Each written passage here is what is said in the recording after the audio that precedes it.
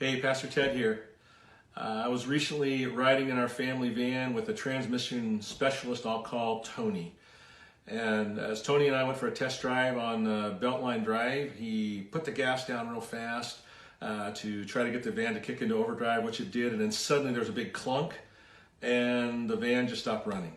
So Tony managed to pull the van over to the shoulder of the highway, and it was officially determined that our van was dead.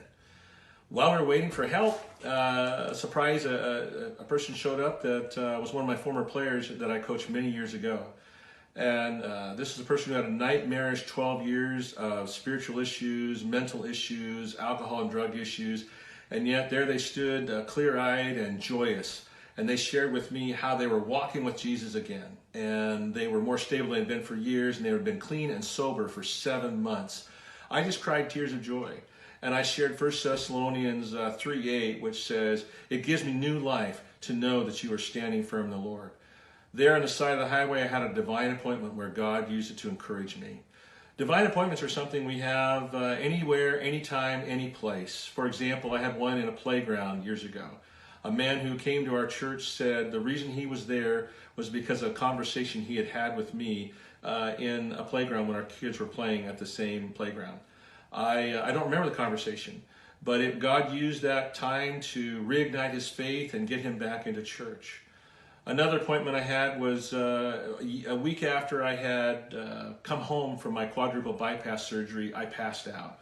Janelle dialed 911, ambulance came, and on the ride to the hospital in the back of the ambulance, I struck up a conversation with the EMT. He asked me, "So what do you do?" I said, "Well, I'm a pastor," which led to conversations about church and his church history. And the conversation kind of died down, and the ride seemed to me very bumpy, and I was wondering how much longer we had to go. And so I said, "So where are we at?" And I realized very quickly he did not understand my question by his answer, because he said, "I'm nowhere spiritually. I used to go to church, and I'm not living like I should. I need to get back to church." A divine appointment in the back of an ambulance. Some years later, I went on a kayak adventure. And on that adventure with my friend, I struck up a conversation with the guide and found out that he had grown up in a Christian home. But when he went to college, he just wandered away from his faith and had never returned. And so I started talking to him about how he needs to reconsider the things of Jesus. And after our trip, I had a couple different emails back and forth with him. I ended up sending him a couple Christian books and urged him to get back to his walk with God. Later on that same day, we had an accident, and I almost drowned. The guide called the Coast Guard, and by the grace of God, and help my friend, I managed to get out of the waves and off the barnacle-covered rocks and to safety.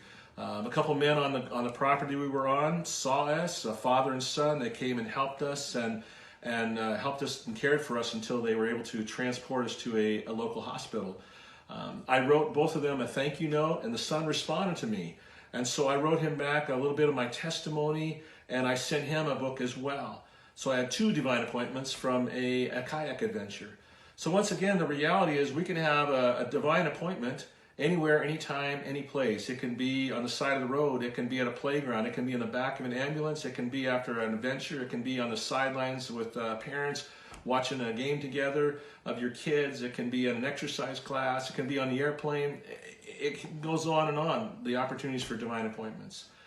Sometimes for me, I wonder, are we ready for those appointments? 1 Peter 3:15 tells us to always be prepared to give an answer to everyone who asks you the reason for the hope that you have. Are we ready? And like I say, sometimes I wonder how many maybe supernatural arranged meetings I have missed because I just don't have my spiritual radar on. I think of an example of this. Recently, a woman was walking down our alley behind our house, and she was walking her dog, and she paused. I was out in the backyard working, and I said, "Well, hey, how you doing today?" And she said, "Well, I'm doing okay." But her body language said the total opposite. But I was so engaged in my yard work, I said, "Well, it's a great day. I'm sure things will get better." And back to my yard work I went. In hindsight, I came to the painful realization that I missed a divine appointment. I should have put everything down, asked a couple follow-up questions.